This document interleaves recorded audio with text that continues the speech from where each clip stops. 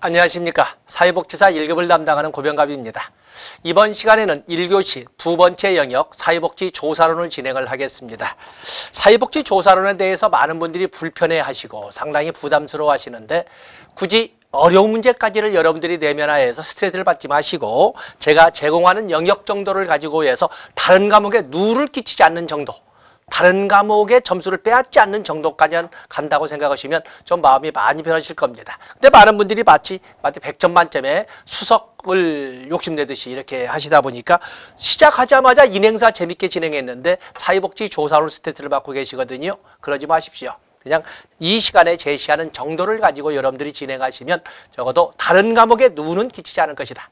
뭐 40점이 아니라 60점은 당연히 맞는다. 이렇게 믿어주시고 따라오시면 되겠습니다. 전에 말씀드린 것처럼 역시 필기구 꺼내시고 같이 노트 정리하시면서 진행하겠습니다. 자, 사회복지 조사론에서 목차는 첫 번째 과학적 조사로 진행을 했습니다만은 우리가 조사라고 하는 표현을 영어로 뭐 리서치란 말도 있고 뭐 여러 가지 용어로 이렇게 쓰고 있습니다만 좋습니다. 영어는 어쨌든 간에 조사란 걸 뭘까? 조사라고 하는 것을 많은 사람들이 착각을 하실 적에 그냥 막연하게 뭔가 알아보는 것 아니야? 라고 설명을 하는데 그건 아닙니다. 그건 너무 무책임한, 적어도 우리가 사회과학적 접근으로서 사회복지 조사를 한다면, 지금 사회과학적 접근이라고 그랬습니다. 도대체 과학이란 뭘까? 과학이라고 하는 것은 누가 보고 누가 들어도, 물론 신의 경지처럼 완벽하게 이렇게 말은 하지 않지만 누가 보고 누가 들어도 그러겠네. 우리가 사회복지 조사 라고 할 적에는 적어도 사회복지 개념이 뭐예요? 뭔가 도움이 필요한 사람에게 필요한 것을 제공해서 그 사람이 쓸 수 있도록 해주는 그런 활동이거든요. 맞아. 도와줄 만한 사람 도와주네. 도와줄 만한 것을 도와주고 있네. 도와줄 만한 만큼 도와주고 있네. 라고 누가 보고 누가 들어도 납득이 갈 만큼 할 수 있는 그런 활동을 과학이라고 합니다. 바로 그런 과학적 조사를 통해서 사회복지 조사가 이루어져야 되는 거거든요. 그 때문에 우리가 조사라고 하는 것은 막연히 뭔가를 알아보는 것이라고 설명해서는 안 되는 무책임한 거고, 적어도 조사라고 하기 위해서는 누가 보고 누가 들어도, 누가 보고 누가 들어도 이 말은 서로 말하지 않아도 약속한 듯이 짜여진 틀에 맞추어서 진행이 돼야 됩니다. 그래서 거기 보시면 표준화된 논리적 원칙이나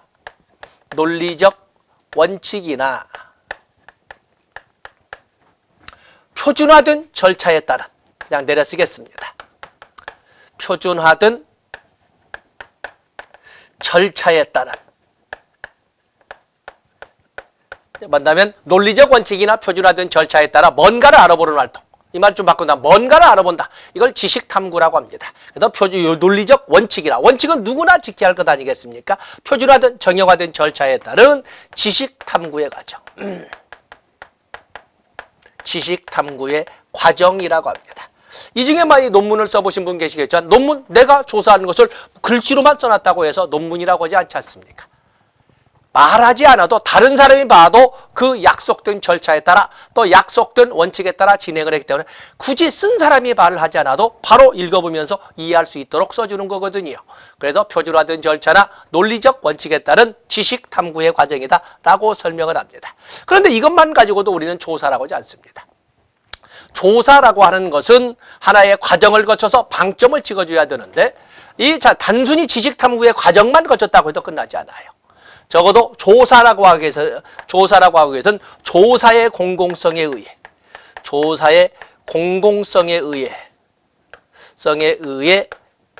의무로 공개되어야 합니다. 조사의 공공성에 의해. 그런데 조사하던 것이 자기만 조사하고 자기만 가지고 있으면 그걸 조사라고 하지 않습니다. 의무로 공개되어야 합니다. 바로 이 조사의 공공성이란 단어가 있기 때문에 조사라고 하는 것은 구체성 또는 명료성, 어느 누가 봐도 볼 수 있는 이런 구체성, 명료성 등의 이런 그 요건들을 필요로 하는 겁니다. 바로 이러한 절차에 의하기 때문에 굳이 이 조사라고 말하지 않아도 당연히 과학적 조사를 말하고 있는 것입니다. 교재를 보세요. 이 교재에 보시면 그 문장을 가지고 되지는 않겠지만 거기 보시면 두 번째 과학적 조사를 통해 기존 이론이 검증되거나 새로운 이론이 창출된다. 그를 통해서 사회현상을 이해하고 설명한다. 그러면서 세 번째 과학적 조사, 거기 세 번째 문장 B급이지만 과학적 조사의 목적이 나와 있습니다. 과학적 조사의 목적 네 가지로 설명을 하고 있는데 과학적 조사는 먼저 있는 그대로의 사실을 그대로 뭐 더 덜도 없이 있는 그대로의 사실을 그대로 써내려가는 기술. 이 기술이 한글로 써 있습니다. 이렇게 있는 그대로 테크니컬이 아니라 있는 기술을 있는 그대로 써나가는 디스크라이브를 말합니다. 기술. 그리고 설명이라고 하는 것 뒤에도 이제 언급을 하겠습니다만은 있는 그대로의 사실을 기술하고 그에 대한 연구자의 관점을 반영해서 문장을 서술하는 것은 설명이라고 합니다. 설명이라고 하는 거지. 또 그런가 하면은 예측. 사실 설명과 예측을 같이 묶어서 설명이라고 설명할 수 있습니다만은 설명이라고 하는 것은 있는 그대로의 사실에 대한 원인 결과를 규명하는 진단과 그 사실이 앞으로 어떠한 변화를 가져올 것인가 하는 예측을 의미를 다 가지고 있기 때문에 사실은 설명과 예측을 같이 묶어서 설명적 조사라고 하는 겁니다. 예측. 또 그런가 하면은 이해. 이러한 기능들을 수행하도록 하는 데 목적을 둔다. 그러면서 이런 기능을 수행한다. 라고 이렇게 해서 여러분들 거기 과학적 조사의 목적이라고 적은 데다가 중요 표시하시고 B급의 출제 비중을 표시해 주시면 되겠습니다. 다음에 과학적 방법으로서는 아까 말씀드린 건 과학이라고 하는 것은 어느 누가 봐도 어느 누가 들어도 그러네, 참 그렇게 하네 라고 이해하고 납득할 수 있도록 하는 거기 때문에 객관성, 보편성을 기본으로 깝니다. 보편성을 일반성이라고도 이렇게 설명하는데 5번에 정리를 했습니다. 객관성과 일반성. 그러면서 이것은 누가 봐도 경험적이어야 되고 그리고 구체적이고 명료하며 그리고 실증 가능성도 있어야 되겠습니다. 그래서 보면은 거기 경험성, 구체성, 그리고 중요 표시 간결성. 과학적 조사라고 하는 것은 간결한 공식이나 도표를 만들어내는데 바로 방해되는 요소들은 최대한 배제함으로써 간결성을 추구한다. 간결성에 체크하시면 됩니다. 객관성, 보편성, 경험성, 구체성 누가 모르겠습니다. 그러면서 간결성. 그리고 페이지를 넘어가 보시면 여러 가지가 쭉 나와 있는데 논리성, 결정론성이네. 결정론성 중요 표시하시고 아까 말씀드린 것처럼 우리가 과학이라고 해서 누가 보고 누가 들어도 이렇게 설명했지만 신호경제처럼 완벽하게 이렇게 하지 않는다고 그랬습니다. 어느 정도는 거의 대부분이 이렇게 그렇기 때문에 인간의 관련된 거에 대해서는 필연적으로, 절대적으로 이런 말은 쓰지 않습니다. 일반적으로, 개연성으로서는 이렇게 표현하는 것이 필연이란 말을 쓰지 않습니다. 그래서 거기에 보시면 결정론성에 보면은 단정론적 결정론이 아니라 셋째 줄 나와 있지요. 단정론적 결정론이 아니라 확률적 결정론의 입장이다. 거기에 중요 표시하시고. 그리고 간주관성. 과학적 조사라고 하기 위해서는 연구하는 사람들의 의도가 설사 다르다 하더라도 같은 투입이나 같은 방법을 도입하게 된다면은 그 연구 결과는 같은 방향으로 같은 그 결과로 이렇게 도출되어야 한다는 것을 간주관성이라고 설명을 합니다. 그래서 간주관성, 그래서 설사 서로 다른 동기에 의해서 연구를 하더라도 과정이 같고 투입이 같으면 결과는 같아야 된다. 뭐냐면 우리가 체계로 해본다면 다중종결, 뭐냐면 동일 규결성도 있지만 다중종결성 이런 말 따지지 않습니까? 그런 것처럼 동등종결성의 개념을 가지고 보통 과학적 조사는 설명하고 있는 것입니다. 그 외에도 수정 가능성, 설명 가능성, 재생 가능성 등도 있다. 자 보시고 그다음에 과학적 접근 방법의 논리체계는 너무 제가 출제 비중에 비해서 너무 페이지를 많이 쌌습니다만은 우리가 논리학적 접근으로 본다면 연역법과 귀납법이 있습니다. 이건 뒤에 이제 설명은 또 한번 할 기회가 있겠습니다만 연역법이라고 하는 것은 일반 논리, 일반 명제나 원칙으로부터 가설을 설정해서 하나하나를 검증해 가는 것을 말합니다. 하나의 일반 원칙이나 명제로부터 하나하나의 사실을 검증해 가는 절차로 진행되는 조사나 연구는 연역적 조사라고 하는 것이고 보통 양적 연구에서 사용을 합니다. 그에 비해서 귀납법이라고 하는 것은 구체적인 하나하나의 실험이나 또는 조사를 통해서 일반 원리를 도출해가는 이런 접근 방법은 귀납법이라고 합니다. 귀납법이라고 하는 것은 보통 질적 연구, 개별화된 질적 연구에서 사용할 수밖에 없는 방법이라고 할 수가 있겠습니다. 그래서 연역법, 귀납법은 여러분들이 일반적으로 알 수 있는 거죠. 굵은 글씨로 적어놨지요. 그래서 연역법 논리는 2번, 3번에 한 것처럼 이론적 전제에서 출발해서 하나하나를 관찰하고 검증하는 절차로 이루어지는 데 비해서 귀납적 논리라고 하는 것은 하나하나의 사실로부터 하나하나의 사실에 대한 관찰이나 실험으로부터 공통점을 찾아내고 그 속에서 일반 원리를 소위 잡단 결론을 이끌어내는 것은 바로 귀납법이라고 합니다. 오른쪽 페이지는 참고 자료로 보시면 되겠습니다. 다음에 페이지를 넘어가 보시면 4번에 지식 습득의 오류가 나와 있는데 지식 습득의 오류, 우리가 보면 논리적 원칙이나 표준화된 절차에 따른 지식 탐구의 과정이라고 설명하지 않았습니까? 바로 이런 지식 탐구의 과정을 지식 탐구를 논리적 원칙이나 표준화된 절차에 따라 하고 있음에도 불구하고 신이 아니다 보니까 실수할 수도 있습니다. 바로 이거는 그래서 지식 탐구 또는 지식 습득의 오류에서 여기 이것도 B급, 이것도 B급이지만 지식 습득의 오류. 습득의 오류에 대해서 지식 습득의 오류에 대해서도 여러분들이 한 번쯤은 읽어보셔야 됩니다. 거기 보면 부정확한 관찰, 부정확한 관찰, 관찰의 부정확성이 그야말로 관찰해야 할 것을 관찰해야 되는데 오히려 관찰해야 할 것을 놔두고 주변의 기타 것을 관찰한다, 이럴 수도 있는 거거든요. 우리가 보면 타당도 위배가 되지 않겠습니까? 부정확한 관찰. 또 그러면 지식 습득의 오류나 지식 탐구에 관해서 과잉 일반화. 과잉 일반화. 이 과잉 일반화 또는 지나친 일반화는 여러분들이 보면은 실천론에 이렇게 접근해 보면은 인지행동 치료 또는 우리가 인간 행동과 사유관계동처럼 인지행동 이론에서 다뤄지는 것이 바로 과잉 일반화. 아론백의 인지치료에서 나오지 않습니까? 과잉 일반화. 소소한 걸 가지고 지나치게 확대해서 가는 이런 과잉 일반화, 지나친 일반화. 또 그런가 하면은 선택적 추상화. 선택적 추상화. 자, 이것도 역시 인지행동 치료에서 다뤄지고 있지 않습니까? 선택적 추상화 보면 자신의 신념에 국한해서 관찰의 대상을 제한해버리는 이런 선택적 추상화. 아니면 소소한 걸 가지고 지나치게 확대하는 것은 과잉 일반화라고 하는 것이고, 핵심에서 벗어난 사소한 부분을 가지고 마치 전체인 것처럼 이렇게 착각하게 만드는 것은 선택적 추상화라고 합니다.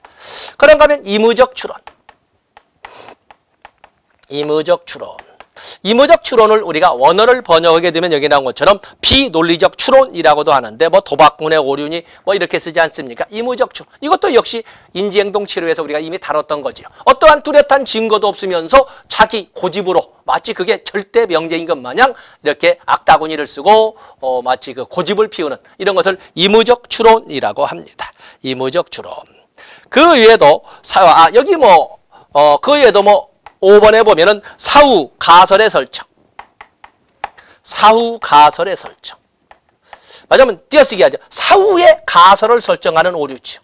가설이라고 하는 것은 어떤 문제가 인식이 되면 그 인식된 문제에 대해서 가설을 설정하고 그리고 조사 설계를 하고 이렇게 진행을 해야 되는데, 가설이라고 하는 것은 초기에 설정되는 거거든요. 연구의 시작점에서 설정되는 거예요. 근데 이미 결론이 나온 다음에 만약에 그랬더라면 그러지 않을까? 사후에 가설을 설정하는 것을 이렇게 띄어쓰기해서 사후 가설 설정이라는 이런 문제점을 끄집어냈습니다. 그런가 하면 꾸며진 지식이나 자하 개입, 꾸며진 지식까지만 쓰겠습니다. 지면상 꾸며진 지식. 조작이죠. 꾸며진 지식, 또 그런가 하면 자하 개입, 또 탐구의 조기 종결, 또 그런가 하면 신비화, 위장 이런 것 등 이런 등등을 지식 습득의 오류로서 우리가 한 번쯤은 출제 대비를 할 필요가 있다고 보겠습니다. 특히 이 세 가지와 같은 경우에는 소위 아론백이 제시했던 인지적 오류, 정보 처리 과정을 통해 나타나는 소위 인지 영역의 체계적 오류에서도 다뤄졌던 거 아니겠습니까? 그래서 여러분들 선택적 추상화, 이무적 추론, 또 그러면 과잉 일반화 이런 것 등이 여러분들은 맡은 같은 교재니까 거기에다가 37페이지 이를 여러분들이 교재를 가지고 넘어가 보시면 거기에서 이미 앞에서 배웠던 내용들이 이렇게 언급되어 있습니다. 그래서 37페이지를 참조해서 다시 한번 인간 행동과 사회환경에서 봤던 내용 복습하는 시간을 가져보시면 되겠습니다. 다음에 로마자 2번에 과학적 조사의 유형이 나와 있습니다. 과학적 조사의 유형. 자, 거기에서는 반드시 두 문제에서 세 문제가 나옵니다. 반드시 두 문제에서 세 문제가 나온다는 것을 여러분들이 알아주시고 갑니다. 자, 그래서 조사의 유형을 가지고 접근해 보도록 하겠습니다.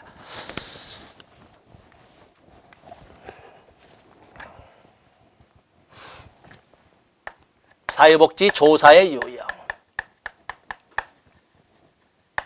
사회복지 조사의 유형은 다양한 기준에 의해서 조사를 하게 될 겁니다. 그래서 다양한 기준에 의해서 이렇게 되는데, 첫 번째가 목적을 기준으로 해서. 목적을 기준으로 해서는 세 가지로 기술적 조사. 조사란 말을 연구라고 해석을 하면 스터디라고 하든 리서치라고 하든 뭐 조사로 또는 뭐 연구로 또는 학습으로 이렇게 다양하게 번역이 되는데, 여기는 마찬가지로 사회복지 조사로니까 첫 번째 기술적 조사. 기술적, 디스크라이브라고 그랬지요? 기술적 조사, 또 설명적 조사, 그리고 탐색적 조사. 이렇게 세 가지로 나누어서 설명을 합니다. 기술적 조사라고 하는 것은 있는 그대로의 상태조사 또는 있는 그대로의 실태조사입니다. 실태조사.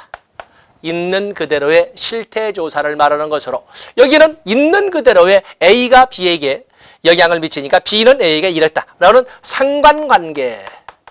상관관계를 규명하는 이런 연구로서 보통 발달 연구에서 많이 사용을 합니다. 그에 비해서 설명적 조사라고 하는 것은 있는 그대로의 실태 조사를 바탕으로 하되 인과관계를 규명하고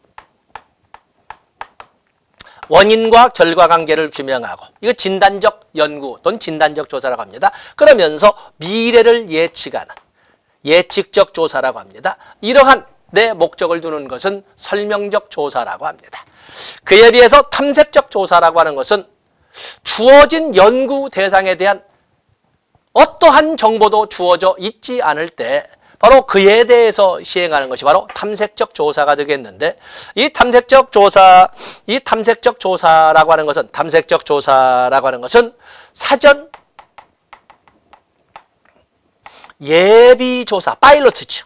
사전 예비 조사, 주어진 자료가 거의 있지 않을 적에 이끌어가는 것이 바로 사전 예비 조사로서 탐색적 조사가 되겠어요. 그렇기 때문에 여기는 도대체 나에게 무슨 숙제를 준 거야? 계략적 정보, 계략적 정보 수집에, 계략적인 정보 수집에 초점을 두는 것은 탐색적 조사가 되겠어요. 그래서 이 조사 중에도 먼저 목적적 측면에서 있는 그대로의 실태조사, 기술적 조사, 거기에다가 원인, 결과관계를 규명하고 미래를 예측하는 예측적 조사, 예측적 조사가 포함된 설명적 조사, 그리고 주어진 정보가 거의 없을 때 대략 어떠한 것을 무슨 문제인지를 알아보기 위한 사전 예비조사로서의 탐색적 조사 등이 있습니다. 세부 내용은 여러분들이 같이 적용하시고, 또 그런가 하면은 시간의 개념을 가지고 우리는 횡단적 조사와 종단적 조사로 이렇게 비교를 해볼 수가 있습니다. 횡단적 조사라고 하는 것은 어느 시점에 발생한 사건의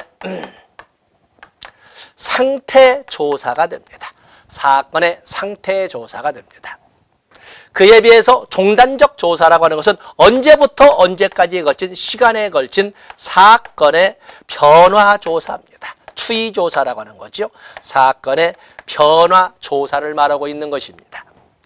횡단적 조사는 보통 일의 측정을 통해서 그 시점에 일의 측정을 통해서 일반적으로 일의 측정을 통해서 이끌어가는 상태적으로는 정태적 조사가 되겠습니다. 그에 비해서 종단적 조사라고 하는 것은 반복 측정. 보통 언제부터 언제까지가 짧으면 몇 분, 길게는 수십 년, 수백 년도 갈 수 있습니다. 우리가 보면 현재 우리가 북해에 대한 연구와 같은 경우에는 100년 세월을 넘어가면서 선대후 연구자들은 이미 몇 대가 이미 사망을 했고 그 후대 학자들이 계속 이어서 기존 자료를 바탕으로 해서 변화를 조사를 하고 있거든요. 때문에 이것은 반복 측정을 통해서 이끌어가는 동태적 조사로서의 의미를 가지고 있습니다. 중요한 것은 주로 여기에서 출제가 된다는 거 아니겠습니까? 종단적 조사. 종단적 조사의 유형이 바로 여러분에게 출제되겠다라고 기다리고 있고 출제되어 왔던 영역이 되겠어요. 그 때문에 횡단적 조사와 종단적 조사의 개념은 어떠한 기존에 보편화된 이론이 된 것이고 거기에서 특히 종단적 조사의 유형으로서 패널 스터디, 트렌드 스터디, 코호트 스터디 박스 안에 집어넣었지요. 바로 거기에서 출제된다라고 보고 거기에다가 별표를 하시면 되겠습니다. 자, 변화를 바라보는 패널 조사는 동일 목적을 가지고 동일 대상만을 끝까지 쫓아가면서 조사하는 겁니다. 동일 목적, 어떤 주제에 대해서 동일 대상을 끝까지 2017년도 대학 신입생의 성의식 그 변화를 연구하겠다. 그러면 2017년도 대학 신입생 중에 한 200명 표본으로 뽑아서 그 200명을 2018년도에는 2019년도에는 이렇게 해서 죽을 때까지 어떻게 나이가 들어가면서 19, 20살짜리들의 성의식이 변해가는지 말하자면 대학 신입생이 어떻게 성의식이 바뀌어져 가면서 늙어가는지를 동일 대상을 가지고 하는 것은 패널 스터디라고 합니다. 동일 대상입니다. 그에 비해서 트렌드 스터디라고 하는 것은 같은 주제는 같은 주제인데 조사 시점마다 조사 대상이 바뀌어가는 것을 트렌드 스터디. 2017년도 대학 신입생의가 아니라 2017년도 대학 신입생부터 대학 신입생의 성의식 변화를 연구하겠다. 그러면 2017년도 대학 신입생 중에 한 200명을 뽑아서 성의식을 연구하고 2018년도에도 2018년 대학 신입생을 뽑아서 성의식을 연구하고 2035년도에도 대학 신입생 중에 200명을 뽑아서 성의식을 연구하고 2097년도에도 역시 대학 신입생을 뽑았다. 그래서 언제나 조사 대상은 대학 신입생입니다. 주제도 똑같고 대학 신입인데 대상은 언제나 조사 시점마다 바뀌어지는 거지요. 바로 그것을 트렌드 스터디라고 합니다. 그에 비해서 코호트 스터디라고 하는 것은 코호트 스터디는 세대를 따지는 겁니다. 그래서 동일 경험 소위 동년배 조사라고 하는 것은 동일 경험 집단 또는 동시 경험 집단이나 동시 집단 연구라고 불리는 것처럼 일정 범위를 좀 더 한지에 먹물이 번진 것처럼 일정 범위 X세대, 제너레이션, X제너레이션 또는 386세대 이런 것처럼 특정 세대가 어떠한 주제에 대해서 어떤 생각이 어떻게 바뀌어져 가는가를 세대 단위로 이렇게 접근해 가는 것은 코호트 스터디 라고 설명을 합니다. 그렇기 때문에 조사 시점마다 대상이 달라진다라고 하는 것은 트렌드 스터디와 똑같습니다. 그런데 트렌드 스터디는 그 범위가 좁은 데 비해서 여기는 좀 더 넓게 어떤 집단의 개념을 가지고 접근한다는 점이 좀 더 넓게 그리고 애매하게 흩어져 있다는 것. 386 세대라고 해서 누구나 똑같이 20살부터 35 이렇게 가지 않거든요. 그래서 동년배 조사에 대해서는 오해의 소지가 있기 때문에 보통 패널 스터디와 트렌드 스터디를 가지고 출제된다는 것을 알아주시면 되겠습니다. 다음에 자료 수집 방법에 따라서 양적 조사와 질적 조사가 있습니다. 양적 조사와 질적 조사. 자, 지면상 여기 쓰겠습니다. 3번 양적 조사와 질적 조사가 있는데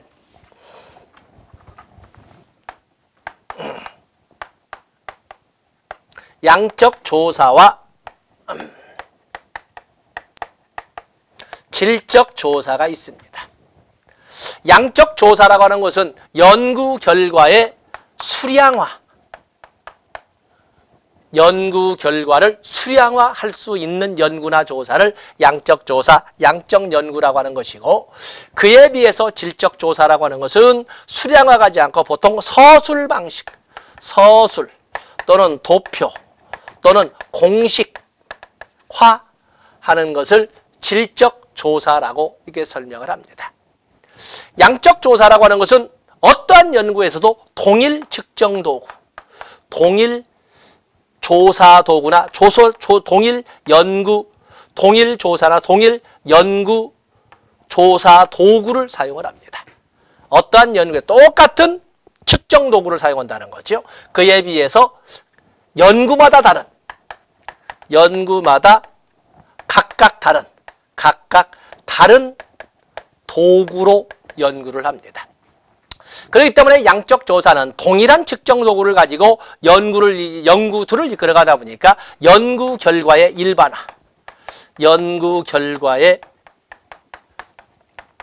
일반화를 기본 전제로 하고 일반화시켜 나갑니다. 그에 비해서 질적 연구는 각기 다른 거기 때문에 연구 결과의 개별화가 될 수밖에 없습니다. 개별화.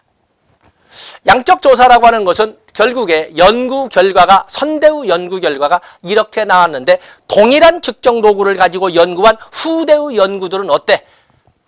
앞에 했던 연구 결과가 맞아 안 맞아? 라고 접근하는 방식이기 때문에 여기는 연역적 접근을 합니다. 연역적 접근을 하는 거죠. 그에 비해서 질적 조사라고 하는 것은 연구마다 과거의 연구든 현대의 연구든 각각 자기 연구에서 사용하는 도구가 각기 다르기 때문에 서로 비교할 수가 없습니다. 일반화가 불가능한 거죠. 일반화가 불가능합니다. 그러다 보니까 여기는 귀납적 접근이나 귀납적 연구를 하고 있는 것입니다. 여기는 똑같은 측정 도구를 가지고 뭔가 공통점과 차이점이 어떻게 있는지를 구별하기 때문에 여기에서는 만약에 문제는 실증주의적 접근을 한다. 실증주의라는 양적 조사란 말을 하지 않고 실증주의적 접근이라고 표현합니다. 실증주의적 접근에 대비해서 질적 조사는 각 연구마다 각기 다른 도구를 가지고 각기 다른 방법을 사용하기 때문에 이거는 해석주의적. 그래서 문제가 나올 적에 실증주의나 해석주의가 나옵니다. 실증주의는 양적 연구, 그리고 해석주의는 질적 연구라고 이렇게 설명하시면 됩니다. 양적 연구는 똑같은 측정 도구를 가지고 연구자가 연구를 하면 그 연구가 옳은지 그른지는 연구자가 아닌 다른 사람들이 평가를 하게 될 거예요. 기존의 연구나 선대의 연구를 기초로 해서 다른 사람들이 그 확인을 해나갈 겁니다. 그렇기 때문에 우리가 이 양적 조사는 의부자 접근이라고 합니다. 의부자 접근, 에틱적 접근이에요. 의부자 접근. 그렇기 때문에 연구자는 어찌 보면은 연구를 수행하는 기술 인력에 불과하고 그 연구 결과가 옳은지 그른지의 판단 과정은 의부적 관점에서 다른 사람들이 하게 된다라는 점에서 이렇게 의부자 접근, 에틱적 접근이라고 합니다. 그에 비해서 질적 조사나 질적 연구라고 하는 것은 결국에 연구자 자체가 기술 인력이면서 연구자 자체가 연구의 옳고 그름을 판단하는 유일무이한 사람이 되는 거예요. 여기는 내부자 접근. 임익적 접근이라고 합니다. 지면상 그만 쓰겠습니다만 이런 도표를 가지고 그려볼 수 있는 것처럼 여러분들 보고 거기 표지 보시면 양적 조사 경험주의적 접근이라고 했는데 거기다가 경험주의적 접근 방법을 3번의 기억번 보시면 객관적 사실과 경험, 사실에 대한 설명과 예측의 중점을 두는 논리 실증주의적 접근이다 이렇게 되어 있지요. 거기 논리 실증주의, 그렇기 때문에 논리 실증, 여기 실증주의라고 적어놓은 겁니다. 자, 여기는 왼쪽 페이지에 있는 그런 설명을 자료로 해서 오른쪽 페이지에 있는 양적 조사와 질적 조사의 비교표 나와 있지요. 그다음 여기 보시면 양적 연구 보면은 두 번째에서 에틱 접근이 있고 질적 연구는 임익적 접근이 있습니다. 그것을 쭉 내려보시면 연역적, 통계적, 거시적, 외부자 관점과 귀납적, 과정적, 미시적, 내부자 관점이란 말을 마지막에 외부자 접근과 내부자 접근이란 말로 이렇게 정리를 해놓은 것입니다. 그래서 거기 내부자 접근, 외부자 접근에 내놓은 거 여러분들이 그렇게 봐주셔서 양적 연구와 질적 연구에 대해서는 한 번도 빠짐없이 출제가 됩니다. 여기 나오는 보면은 목적을 기준으로 한 분류, 다음에 시간을 기준으로 한 분류, 또 그러면 계량화, 수량화를 기준으로 한 분류에서 나오지만은 특히 시간을 개념으로 해서는 패널 스터디와 트렌드 스터디, 그리고 여기 나오는 계량화 여부 가능성을 가지고 나는 양적 조사와 질적 조사 또는 실증주의적 접근과 해석주의적 접근은 한 번도 빠짐없이 출제되어 왔고 내년에도 나온다라고 보시고 접근해 주시면 되겠습니다. 나옵니다. 그래서 봐주시고, 다음에 분석 단위의 오류에는 생태학적 오류와 환원주의적 오류와 개별주의적 오류 B-급입니다. 안 볼 수는 없고 해서 설명 보시되 여러분들 페이지 넘어가 보시면 그 박스에 나와 있지요. 생태학적 오류는 집단에서 발견되는 특징을 모든 개인에게 당연한 것처럼 집단의 특징을 가지고 한 사람 한 사람 개인도 당연히 적용된다라고 이렇게 접목시키는 것은 생태학적 오류가 되겠어요. 생태학적 오류. 그렇기 때문에 대구 경북지구의 평균 수명이 높다 그러면 대구 사세요? 오래 사시겠네. 이렇게 접목을 시키는 이런 방식이 생태학적 오류가 되겠어요. 그다음에 환원주의적 오류.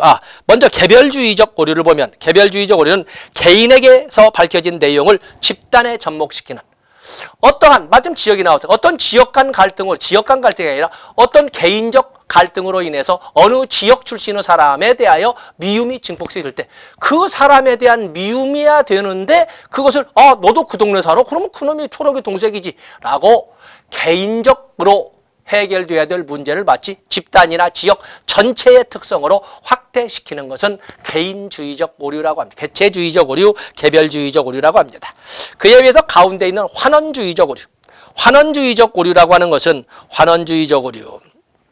어떤 현상의 원인이나 설명을 한 가지의 개념이나 하나의 변수로 제한하는 경우와 같이 지나치게 단순화하는 이런 오류를 환원주의적 오류라고 합니다. 우리가 정신분석적 접근 그러면은 정신분석적 접근은 너무나 모든 문제의 원인을 그 사람의 내면 역동세계에 두지 않았습니까? 그렇게 해서 너무 영향을 미친 변수를 과거라든지 내면 역동세계로 단순화시키다 보니까 사실은 인간이라고 하는 것은 환경으로부터 자유로울 수가 없는 존재인데도 불구하고 환경변이는 전면배제고 내면 역동세계로만 단순화되다 보니까 문제에 대한 해결 접근이 장애가 생겨버리는 이러한 그 오류를 환원주의적 지나치게 원인 변수를 축소시킴으로 인하여 나타나는 장애 현상이나 그 원인을 환원주의적 오류라고 설명을 합니다. 그래서 여기 연구 분석 단위에서 생태학적 오류, 집단이나 지역 사회의 특징을 한 사람 한 사람 개개인에게도 당연한 것처럼 접목시키는 것은 생태학적 오류. 개인적 감정 처리처럼 개별적 원인을 지나치게 집단이나 지역 사회로 확대시켜서 접근해가는 것은 개별주의적 또는 개체주의적 오류. 그에 비해서 문제 발생의 원인을 지나치게 축소시킴으로써 발생하는 연구나 조사에서 발생하는 오류는 환원주의적 오류라고 설명을 합니다. 자, 이렇게 해서 여러분들이 같이 봐주시면 되겠습니다. 다음에 거기 보시면 사회복지 조사의 윤리와 특징이 나와 있는데 윤리와 특징 쭉 읽어보시되 여러분들이 중요한 것은 페이지 넘어가셔서 사회복지 조사의 특징이 되겠습니다. 사회복지 조사의 특징 이 6가지만 있겠습니까만은 적어도 이런 정도는 가져가야 되겠다. 많은 사람들이 사회복지 그러면 현장에서의 실천이기 때문에 이건 응용조사 아닙니까? 라고 하는데 아닙니다. 응용조사가 아니라 응용조사만의 특징을 가진 것은 아닙니다. 그래서 응용조사이면서 순수조사로서 양면성을 가진다. 물론 응용조사의 성격이 보다 크다라고 설명하지만 순수조사의 연구도 아주 큽니다. 또 이 사회복지 조사를 해서 뭘 하자고? 고쳐나가자고. 사회개량의 특징, 그리고 교육지향적, 또 평가적, 시험적, 또 과학적 이런 등등의 특징을 알 수 있습니다. 우리가 설명할 때 교재다 보니까 설명을 너무 길게 있습니다만 여러분들은 이 교재를 볼 적에 굵은 글씨를 가지고 이런 등의 특징을 살펴볼 수 있다라고 접근해 주시면 되겠습니다. 자, 이 시간은 여기까지 하고 다음 시간에 2장 사회복지 조사의 절차에 대해서 살펴보도록 하겠습니다. 고맙습니다.